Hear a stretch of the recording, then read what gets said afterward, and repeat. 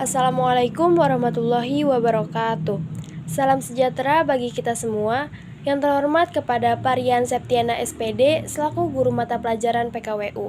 Kami di sini akan menjelaskan tentang menerapkan proses kerja pembuatan prototipe produk barang atau jasa dan juga membuat prototipe produk barang atau jasa.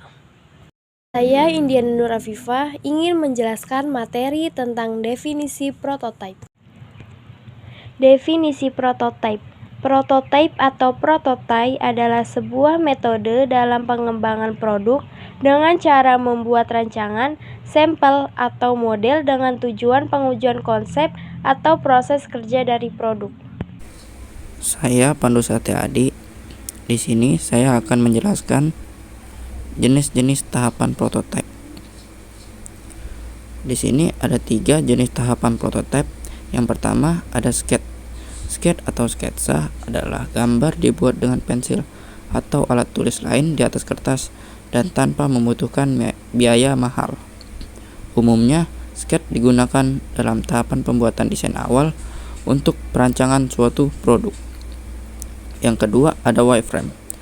Wireframe adalah konsep berpusat pada penyusunan tata letak desain dengan unsur elemen berupa konten. Sebagian besar model wireframe menggunakan skala berwarna abu-abu dan hitam. Yang ketiga ada mockup. Jenis terakhir ada mockup, yaitu desain yang sepenuhnya dibuat berdasarkan kombinasi warna, tata letak, tipografi, dan konten di dalamnya. Mockup sendiri dapat mempresentasikan produk akhir secara lebih jelas dan tampak nyata. Saya, Ultri Pertiwi, akan menjelaskan materi mengenai tahapan-tahapan proses kerja pembuatan prototipe.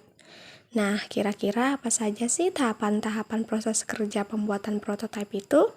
Untuk lebih jelasnya, simak penjelasan berikut ya. Tahapan-tahapan proses kerja pembuatan prototipe. Yang pertama yaitu memformulasikan hasil marketing research. Memformulasikan hasil marketing research ini merupakan suatu proses yang perlu dilakukan dalam memulai bisnis teman-teman, seperti riset pemasaran atau inspirasi yang berhubungan dengan pelanggan untuk mengetahui produk apa yang diinginkan oleh pelanggan atau produk apa yang dibutuhkan oleh pelanggan. Lalu tahapan yang kedua yaitu penciptaan ide.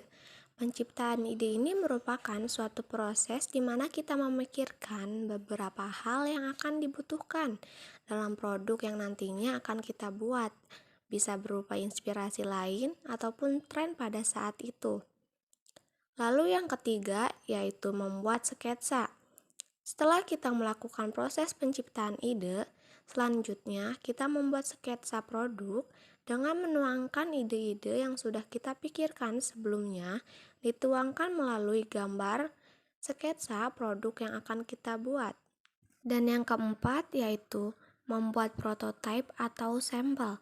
Pada tahapan ini kita menguji sampel atau prototipe yang sudah kita buat dengan tujuan agar kita mengetahui produk yang kita buat sudah sesuai dengan harapan atau tidak.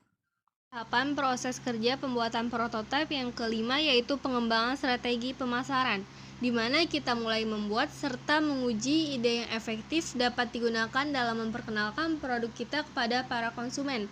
Yang keenam yaitu analisis usaha, di mana kita harus melihat dan menganalisa apakah produk yang dipasarkan dapat memperoleh keuntungan atau tidak, serta bermanfaat atau tidak bagi para konsumen. Yang ketujuh yaitu pengembangan produk, di mana kita mulai mengembangkan produk tersebut sesuai rencana dan konsep yang telah dianalisis sebelumnya. Pada tahapan ini juga, kita memperbaiki produk lama atau produk sebelumnya. Jadi kesimpulannya, pembuatan prototipe dalam produk sangat berguna sebagai pengujian dan pematangan produk tersebut. Dengan menggunakan prototipe, Anda dapat dengan mudah mengetahui kelebihan, kekurangan, dan kepuasan pihak-pihak terkait. Penerapan prototipe ini akan menghasilkan antarmuka pengguna dan memberikan pengalaman terbaik dari produk tersebut. Baik, itu saja materi yang kami sampaikan. Kurang dan lebihnya mohon maaf. Wassalamualaikum warahmatullahi wabarakatuh.